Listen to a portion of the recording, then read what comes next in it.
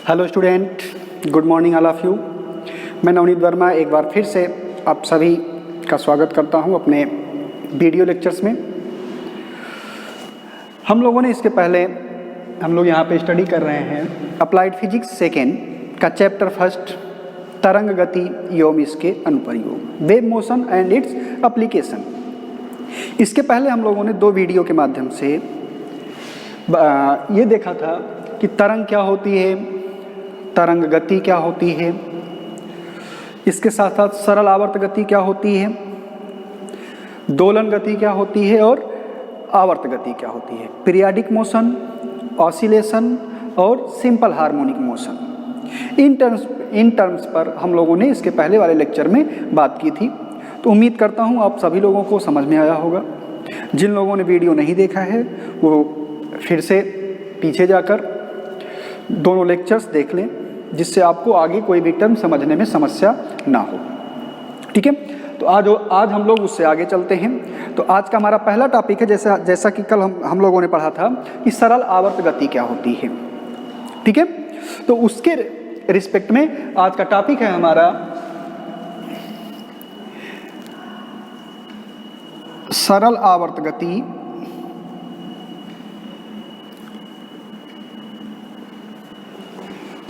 एक समान वृत्तीय गति के रूप में।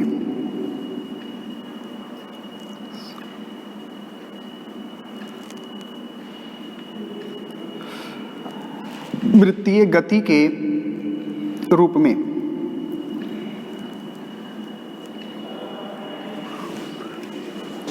इंग्लिश में शॉर्ट टर्म लिख रहा हूं SHM, simple harmonic motion in the form of uniform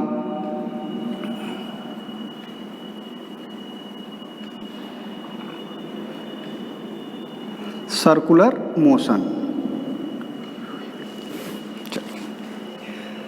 क्या कहा जा रहा है, क्या देखना है हमें, आज क्या पढ़ना है? सरल आवर्त गति एक समान वृत्तीय गति के रूप में। तो अब क्वेश्चन उठता है कि क्या वृत्तीय गति सरल आवर्त गति हो सकती है? तो उसको जानने के लिए हमें समझना होगा कि सरल आवर्त गति कहते किसको हैं, इसके लक्षण क्या क्या होने चाहिए, जो हम लोगों ने इसके पहले लेक्चर में पढ़ा था। एक बार फिर से जल्दी से क्विक रिवाइज कर लेते हैं। सरल आवर्त गति क्या होती है? किसी निश्चित बिंदु के इधर या उधर गति होनी चाहिए, पहला। दूसरा पॉइंट, जो बल या त्वरण होगा उसकी दिशा हमेशा उस निश्चित बिंदु की ओर होनी चाहिए। निश्चित बिंदु की बात किसको कहते हैं? फिक्स पॉइंट किसको कह रहे हैं हम? मीन पोजीशन, जहां से वो चलना स्टार्ट करता है। ओके, तो आइए देखते हैं कि क्या वृत्तीय गति भी सरल आवर्त गति हो सकती है। तो एक फिगर बना लेते हैं। ये कोई वृत्त है जिसका सेंटर है O, ठीक है ना। अब इसकी परिधि पर, परिधि जानते हैं सरकमफेरेंस, जो बाहर है, इसकी परिधि पर कोई कण एक समान गति कर रहा है, एक समान कोणीय चाल से चल रहा है। कोणीय चाल किसको कहते हैं? ओमेगा को। तो इसको लिख लेते हैं, ये ओमेगा कोणीय चाल से चल रहा है। किस चाल से? ओमेगा कोणीय चाल से। एंगुलर वेलोसिटी क्या है इसकी? ओमेगा है, जो यूनिफॉर्म है। अब कहा जा रहा है क्या ये सरल आवर्त गति है? तो जैसा हमें दिख रहा है कि अगर कण इसके ऊपर चल रहा है तो और एक समान गति से चल रहा है, तो इसकी गति अगर उसी पे चलता रहे तो बार बार रिपीट होगी। तो फर्स्ट थिंग पीरियाडिक मोशन है कि रिपीट हो रही है, निश्चित पाथ पर चल रहा है, निश्चित समय में चल रहा है और अपनी गति को बार बार दोहरा रहा है। तो ये आवर्त गति हो गई। लेकिन अब क्या सरल आवर्त गति है, सीधी रेखा में गति कर रहा है? नहीं, जो कण इसके ऊपर चल रहा है वो तो सीधी रेखा में गति नहीं कर रहा है। तो फिर हम कैसे देखेंगे कि एक समान वृत्तीय गति जो होती है वो सरल आवर्त गति होती है या हो सकती है? देखते हैं। इसके दोनों व्यास, दोनों डायमीटर ड्रा कर लेते हैं। पहला व्यास है x डैश हॉरिजॉन्टल है जो क्षैतिज, दूसरा है y डैश। मान लेते हैं कि कण x से चलना शुरू करता है और कुछ ही समय बाद एक दूसरे पॉइंट पर पहुंच जाता है, उसको हम यहाँ पे ले लेते हैं, ये पॉइंट है P। कहाँ पर पहुंच गया? पॉइंट P पर पहुंच गया। यहाँ से X से चलना शुरू करता है और P तक जाता है। इसको यहाँ से यहाँ तक जाने में कुछ समय लेता होगा, सपोज दैट T सेकेंड लिया इसने। T सेकेंड में कहाँ पहुंच गया? P पर। तो इस समय सेंटर पे भी तो कुछ डिस्टेंस ट्रेवल कर रहा है, जैसे सरकमफेरेंस पर X से P तक की दूरी तय किया है, रेखीय दूरी। तो कोणीय दूरी कितनी चल रहा है, इसको लिख लेते हैं थीटा। कितनी दूरी चल रहा है? थीटा चल रहा है। तो हम कह सकते हैं कि यहाँ पे एंगुलर डिस्प्लेसमेंट कितना हुआ? टी टाइम में थीटा हुआ। अब इसके दो व्यास हैं, पहला है एक्स एक्स डैश और दूसरा है वाई वाई डैश। तो इसके किसी भी व्यास के ऊपर कण की जो भी स्थिति है, जैसे हमारी स्थिति इस समय कहाँ पे है? P पर है, वहाँ से एक परपेंडिकुलर ड्रा कर देते हैं। तो एक परपेंडिकुलर ड्रा कर दिया हमने यहाँ पे। ये परपेंडिकुलर ड्रा कर देते हैं, इसको नाम दे देते हैं N। ठीक है ना?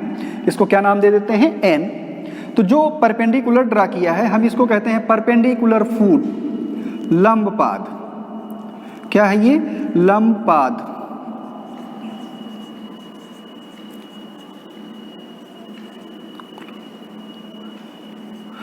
परपेंडिकुलर फूट। परपेंडिकुलर फूट कौन है? N, या कह सकते हो Pn। अब देखिए कि अगर यहाँ पे ये पूरा एक चक्कर T सेकंड में लगाता है, कैपिटल T टाइम में, पूरा एक चक्कर कितने समय में ले रहा है? T टाइम है जिसमें ये एक चक्कर कंप्लीट कर रहा है। तो अब P पर फिर कब पहुंचेगा वो? T टाइम के बाद। तीसरी बार कब पहुंचेगा? दूसरी बार T टाइम के बाद पहुंचेगा। तीसरी बार 2T टाइम, चौथी बार 3T, पांचवी बार 4T। तो हर T का जो मल्टीपल होगा, मतलब हर T सेकंड के बाद फिर से वो कहाँ पर आता रहेगा? बिंदु P पर आता रहेगा। तो जो इसकी लंबपाद है Pn, अगर इसकी केंद्र से दूरी देखें, सेंटर से, जिसको हम कह सकते हैं यह है साम्य स्थिति, मीन पोजीशन, यह है साम्य स्थिति, मीन पोजीशन।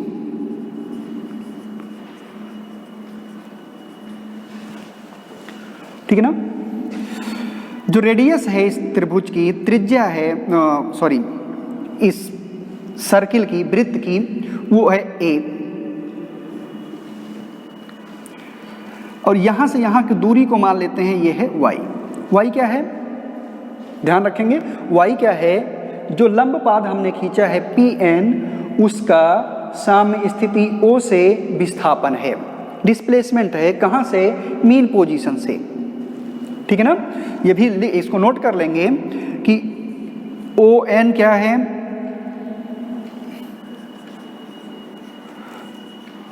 लंबपाद का विस्थापन कितना है? y। ठीक है ना? अब आप कहेंगे कि यहां सरल आवर्त गति हुई कैसे?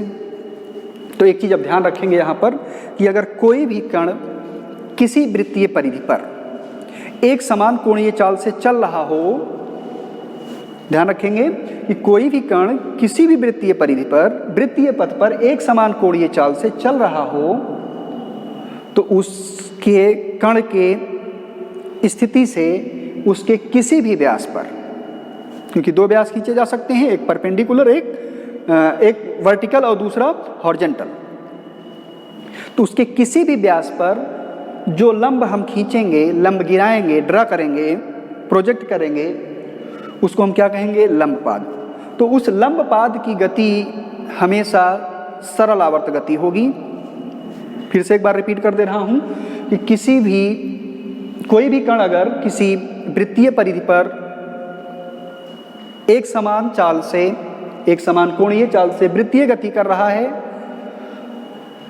तो उसके स्थिति से उसके व्यास पर खींचे गए लंबपाद की गति सरल आवर्त गति होगी। ठीक है ना? जो परपेंडिकुलर फूट है उसका जो मोशन होगा वो सिंपल हार्मोनिक मोशन होगा। कैसे होगा अब देख लेते हैं। जैसे कहाँ से चलना स्टार्ट कर रहे हैं, अगर मीन पोजीशन देखें तो सेंटर क्या है हमारा? O, निश्चित बिंदु O है। अब सरल आवर्त गति के लिए कंडीशन क्या है कि इससे गति इधर या उधर सरल रेखा में होनी चाहिए। तो देखते हैं इससे इधर या x की तरफ हो सकती है या तो x डैश की तरफ हो सकती है अगर इस व्यास पर चलते हैं। अगर वर्टिकल वाले पर चलते हैं ऊर्ध्वाधर पर तो y की तरफ हो सकती है या y डैश की तरफ हो सकती है, लेकिन सीधी रेखा में होनी चाहिए। तो देखते हैं कि अगर जैसे हमने यहाँ पे हम कहाँ पहुँच गए हैं, बिंदु P पर, तो बिंदु P से अगर हमने लंब गिराया तो ये दूरी क्या मिल रही है, y। सरल रेखीय गति मिल रही है, हाँ मिल रही है, सरल रेखा मिली हमें। तो क्या ये फिर अब निश्चित समय अंतराल पर यहाँ पर मिलेगी? जी हाँ मिलेगी, क्योंकि अगर ये एक चक्कर जितने समय में पूरा करता है वो जो भी टाइम होगा उतने समय बाद दोबारा यहाँ पर उपस्थित होगा, तो फिर से यहीं पर मिलेगा, ये दूरी y रहेगी। P को कहीं और जगह पे हम ले लेते हैं तो भी वो सेम वही स्थिति मिलेगी। तो पहली कंडीशन को तो फुलफिल कर रहा है कि जो गति हो रही है वो रिपीट हो रही है, निश्चित समय अंतराल में हो रही है, पाथ उसका निश्चित है, ठीक है ना। और गति कैसी है, सरल रेखीय, जो गति हो रही है वो कैसी हो रही है, सरल रेखीय हो रही है। तो हम कह सकते हैं कि ये सरल आवर्त गति कर रहा है, ठीक है ना। अब दूसरी कंडीशन अभी देखेंगे यहाँ पे हम, जो एक्सीलरेशन है उसकी डायरेक्शन कहाँ पर है। जैसा कि सरल आवर्त गति के लिए कंडीशन है कि उसके जो त्वरण होगा उसकी दिशा कहाँ होनी चाहिए, अंदर की ओर। तो जो जैसे हम लोगों ने पिछले सेमेस्टर में पढ़ा था, सेंट्रीपिटल फोर्स और सेंट्रीपिटल एक्सीलरेशन, अभिकेंद्र बल और अभिकेंद्र त्वरण। तो कोई कण अगर वृत्तीय गति कर रहा है तो उस पर अभिकेंद्र बल लग रहा होगा, जी हाँ वृत्तीय गति हो रही है यहाँ पर इस पर अभिकेंद्र बल लग रहा है। अभिकेंद्र बल की दिशा कहाँ होगी, अंदर की ओर। त्वरण की दिशा कहाँ होगी, ये भी अंदर की ओर। तो हम कह सकते हैं कि ये सरल आवर्त गति है। अब नेक्स्ट काम हमें ये करना है कि अब सरल आवर्त गति के लिए इस फिगर के माध्यम से विस्थापन का समीकरण ज्ञात करना है। तो विस्थापन का समीकरण कैसे ज्ञात करेंगे, देख लें एक बार ध्यान से कि हमें यहाँ पे एक त्रिभुज मिल रहा है OPN, राइट एंगल है। ये एंगल थीटा है तो ये एंगल भी थीटा हो जाएगा। ये दोनों रेखाएं समांतर हैं, उनको एक तिर्यक रेखा काटती है तो एकांतर कोण हो गए, ये थीटा हो गया। अब ये थीटा हो गया तो इसके सामने वाली भुजा क्या हो जाएगी, लंब। ये हो गया कर्ण और ये आ जाएगा आधार।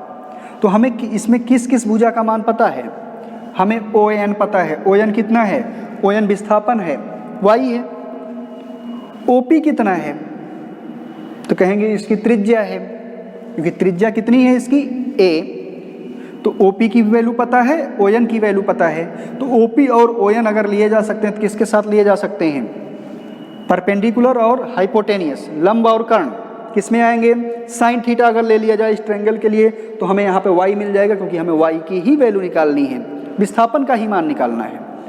तो हम यहाँ पे निकाल लेते हैं त्रिभुज OPN में, फ्रॉम ट्रायंगल OPN में हमें क्या मिल जाएगा, sine theta equal to ON upon OP।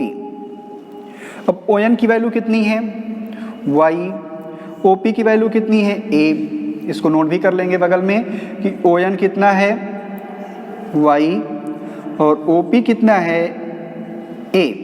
a क्या है यहाँ पे, रेडियस है, ये ध्यान रखेंगे, रेडियस है, त्रिज्या है इसकी। a को ही हम क्या कहते हैं, यहाँ पे आयाम कहते हैं, एम्पलीट्यूड है। एम्पलीट्यूड क्या होगा, अधिकतम विस्थापन। इसके पहले लेक्चर में मैंने बता रखा है आपको कि जो अधिकतम विस्थापन होगा, मैक्सिमम डिस्प्लेसमेंट होगा, उसको क्या कहेंगे, एम्पलीट्यूड। तो यहाँ से हमें मिल गया, विस्थापन के लिए समीकरण बनाना है हमें, तो y equal to a sine theta. ये किसका समीकरण है, विस्थापन का समीकरण है। किसका समीकरण है, विस्थापन का, डिस्प्लेसमेंट का। अब कहीं कहीं पर आपको मिलता है मैक्सिमम जगहों पे a साइन ओमेगा टी, जहां पे हमने थीटा लिखा है, थीटा की जगह आपको क्या मिलेगा, ओमेगा टी। तो इसको भी देख लें कि थीटा की जगह ओमेगा टी आएगा कैसे। तो पिछले सेमेस्टर में आपने पढ़ रखा है इसको। फार्मूला आप लगा देंगे यहाँ पे, चाल बराबर दूरी बटे समय, क्योंकि थीटा क्या है, एंगुलर डिस्प्लेसमेंट, विस्थापन, ओमेगा क्या है, कोणीय वेग, टी क्या है, टाइम, जितने समय में वो कोणीय विस्थापन करता है। तो दूरी ये चली गई दूरी है, तो दूरी बराबर क्या हो जाएगा, चाल गुणे समय। तो जहाँ पे थीटा आ रहा है वहाँ पे हम क्या लिख सकते हैं, ओमेगा टी लिखा जा सकता है। तो एक बार फिर से देखते हैं, कुछ टेक्निकल इशू के कारण लेक्चर्स आगे कंटिन्यू नहीं हो पाया। फिर से देख लेते हैं कि थीटा की जगह ओमेगा टी कैसे आया। या फार्मूला लगा देंगे चाल बराबर दूरी बटा समय से। तो यहाँ से जहाँ पे थीटा आ रहा है ए साइन थीटा, थीटा की जगह क्या मिल जाएगा, y equal to a sine omega t. ठीक है, तो उम्मीद करता हूँ ये चीज़ें आपको समझ में आई होंगी। अब इसी से रिलेटेड देखते हैं दूसरा टॉपिक, सरल आवर्त गति में कण का वेग। कि सरल आवर्त गति में कण का वेग कितना होना चाहिए, इसके लिए हम फार्मूला ड्राइव करेंगे। इंग्लिश में इस टॉपिक को क्या बोलेंगे हम, velocity of particle executing simple harmonic motion. ठीक है ना। तो फिर से इसी फिगर को हम देखते हैं, जो आपने पहले बनाया था उसी को हम फिर से ड्रा कर लेते हैं। उसको हमने ड्रा कर लिया, जैसे फिगर यहाँ पे त्रिज्या क्या है इस वृत्त की, ए। जो लंब पात खींचा था पी एन, इसका विस्थापन कितना है केंद्र ओ से वाई। कोणीय विस्थापन इसका कितना था, थीटा, और थीटा को क्या लिखा जा सकता है, ओमेगा टी। ये कोण थीटा है तो ये कोण भी थीटा था।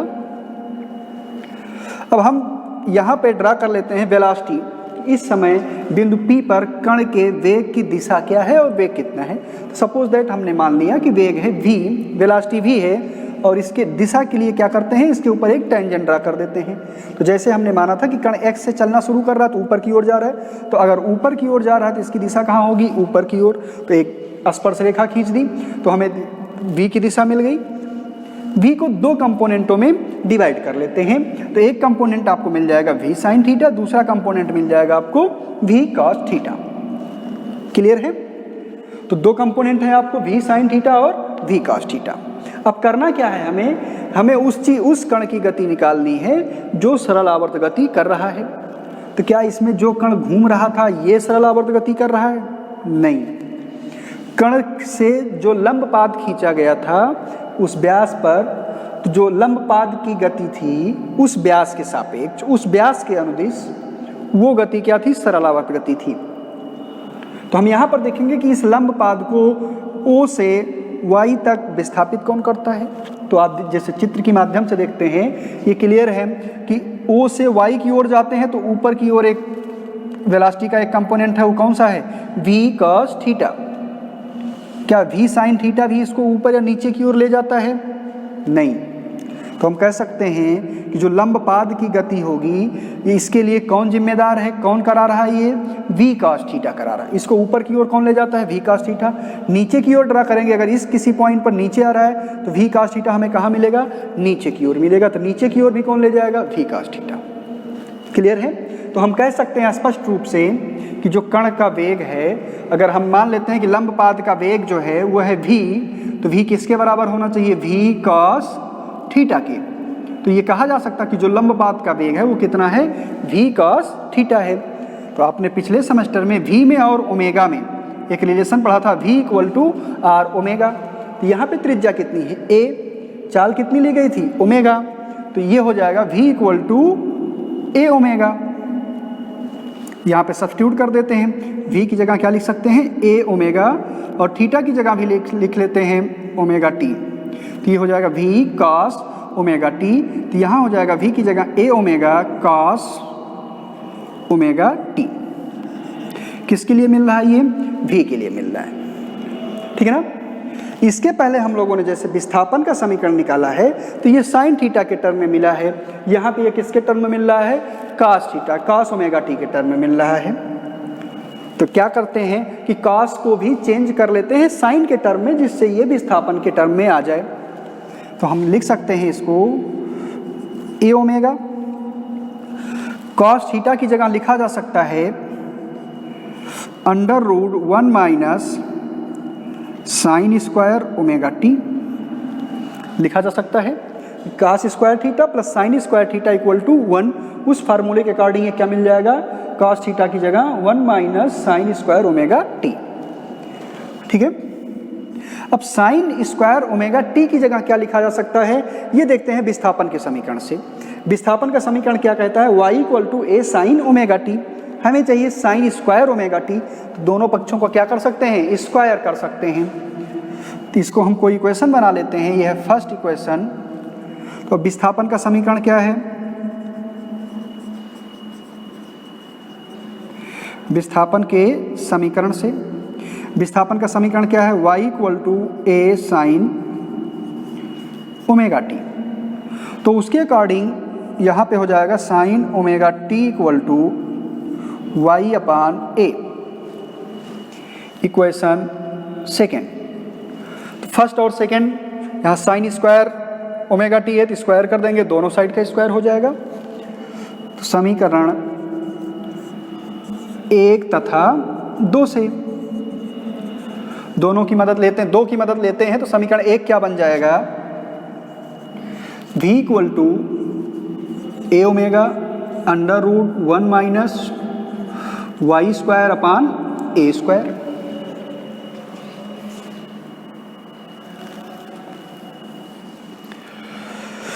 इसको आगे क्या लिखा जा सकता है, ए स्क्वायर से 1 इसमें मल्टीप्लाई करें तो ये हो जाएगा v equal to a omega under root a square minus y square upon a square. A square को बाहर निकालेंगे तो ए बाहर आ जाएगा, ए बाहर आएगा तो ए से ए कैंसिल हो जाएगा, आपको v का फार्मूला क्या मिल जाएगा, v equal to omega into under root a square minus y square. यह है वेग, या कह सकते हो यह है वेग का व्यापक समीकरण, वेग का व्यापक समीकरण। व्यापक समीकरण को इंग्लिश में क्या कहते हैं, जनरल इक्वेशन ऑफ वेलोसिटी। ठीक है, ये तो आपका लॉजिकल मेथड रहा, लेकिन अगर आप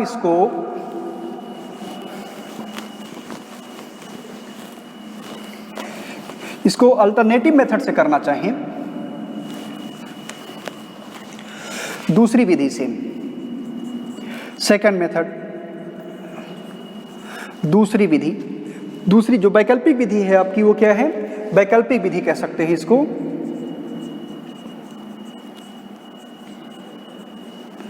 लेकिन मैं समझता हूं ये आपको उससे आसान लगेगा। कैसे कि आपने विस्थापन का समीकरण निकाला y equal to a sine omega T, ये इक्वेशन आया। हम जानते हैं हमें निकालना क्या है, वेग, सरल आवर्त गति में कण का वेग।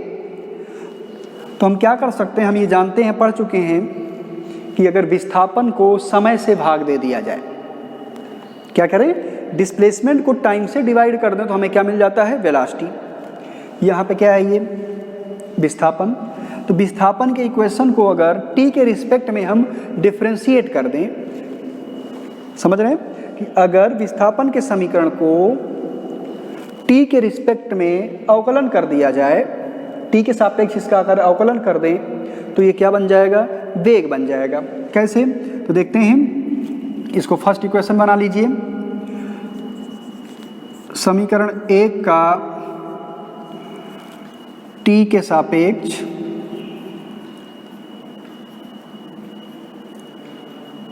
अवकलन करने पर,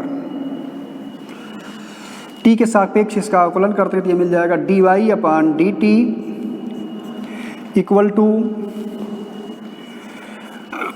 D by D T A sine omega T. A क्या है, एम्पलीट्यूड, मैक्सिमम डिस्प्लेसमेंट है, इसका मतलब इससे ज़्यादा और विस्थापन नहीं हो सकता है, मैक्सिमम पर है। तो ये ए की वैल्यू क्या हो जाएगी, कांस्टेंट, बाहर कर दीजिए उसको, तो बचा क्या, sine omega T, a d by D t sine omega t. Sine का डिफरेंशिएशन क्या हो जाएगा, कास, कास। लेकिन यहाँ पे टी के साथ ओमेगा लगा हुआ है तो ये ओमेगा क्या होगा, आगे आ जाएगा। तो ये इसको लिख सकते हैं A omega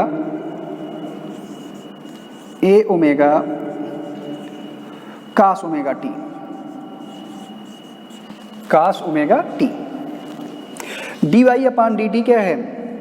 D Y upon D T है विस्थापन बटे समय अंतराल, तो इसको लिख सकते हैं v। तो हमको फिर से देखिए आपको वही क्वेश्चन मिल रहा है, v equal to a omega cos omega t, जो यहाँ पर मिला था। अब कास ओमेगा टी की जगह आपको क्या रख देना है, इसको साइन में कन्वर्ट करिए और साइन की वैल्यू सब्स्टिट्यूट कर दीजिए। तो इसको लिख सकते हैं A omega under root 1 minus sine square omega T. ये कैसे आता है ये मैंने आपको पहले बता दिया अभी इसके पहले वाले मेथड में। साइन स्क्वायर ओमेगा टी की जगह क्या मिल रहा है आपको, Y square upon a square, और उसको सॉल्व करने पे क्या मिला है, omega into under root a square minus y square. ये आपको मिल गया v वैकल्पिक मेथड से। यहाँ पे नोट कर लेंगे कि साइन ओमेगा टी बराबर क्या है, sine square omega t equal to y square upon a square हम लोगों ने सब्स्टिट्यूट किया है। ठीक है ना। जैसे आपने वैकल्पिक विधि से वेग निकाला है, अब इसके बाद हमको पढ़ना है त्वरण। सेम इसी विधि से आप त्वरण निकाल सकते हैं। त्वरण निकालने के लिए क्या करेंगे कि आपने जैसे यहाँ पे D Y upon D T equation, इस इक्वेशन को एक बार t के रिस्पेक्ट में डिफ्रेंशिएट किया तो आपको क्या मिल गया, वेग। अब जो वेग मिला है इस वेग को आप क्या करेंगे, फिर से t के रिस्पेक्ट में अगर dv इसको कर लेंगे dv अपान dt, दोनों साइड को डिफ्रेंशिएट कर देंगे तो आपको सीधे क्या मिल जाएगा, एक्सीलरेशन अल्फा। ठीक है ना। तो देखते हैं दूसरा टॉपिक।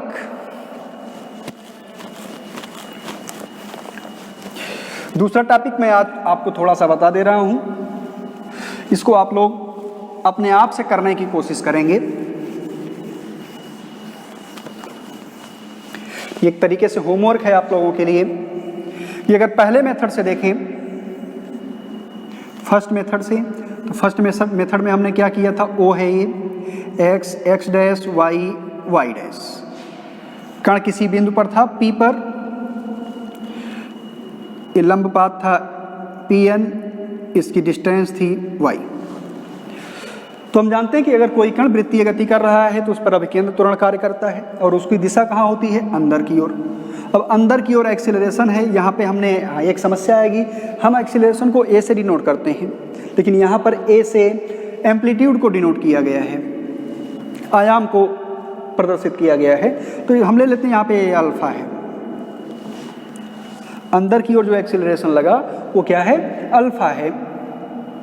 अब आप अल्फा को दो कंपोनेंटों में डिवाइड करिए, ये एंगल है थीटा, ये एंगल भी है थीटा,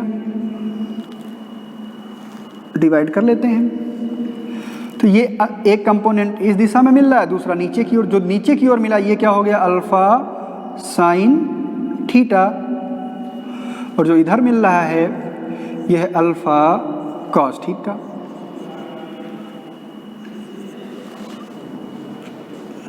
ठीक है ना।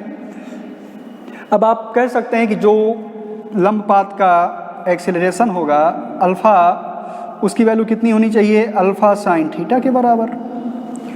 यहाँ से आप फिर से ये ट्रायंगल जो बनेगा इसकी मदद से आप फिर से साइन थीटा की वैल्यू निकाल सकते हैं। साइन थीटा कितना है, y के बराबर। तो साइन थीटा की वैल्यू क्या है, y।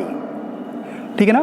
तो ये आप लोगों के लिए होमवर्क है। जैसे पीछे आप लोगों ने वेग निकाला है, सेम उसी मेथड से आप अल्फा की वैल्यू, त्वरण की वैल्यू निकालेंगे, त्वरण।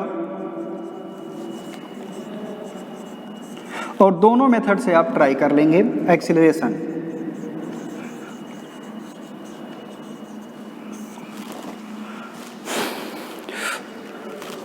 ये आप लोगों के लिए होमवर्क है। इस टॉपिक को हम देखेंगे कल। ठीक। कुछ बच्चों ने डिमांड की थी कि सर लाइव क्लासेस ली जा सकती हैं, क्या ऐसा पॉसिबल है। तो क्लासेज हो सकती हैं, लेकिन समस्याएं हैं कि बहुत सारे बच्चे ऐसे क्षेत्र से आते हैं जहां पे नेटवर्क नहीं है उस तरीके से। तो उन चीज़ों को ध्यान में रखते हुए अभी आपको वीडियो लेक्चर्स के माध्यम से ही क्लासें प्रोवाइड हो पाएंगी। फिर आगे जैसे संभव हो सकता है तो उसके बारे में भी विचार किया जाएगा। तो आज की क्लास के लिए इतना ही।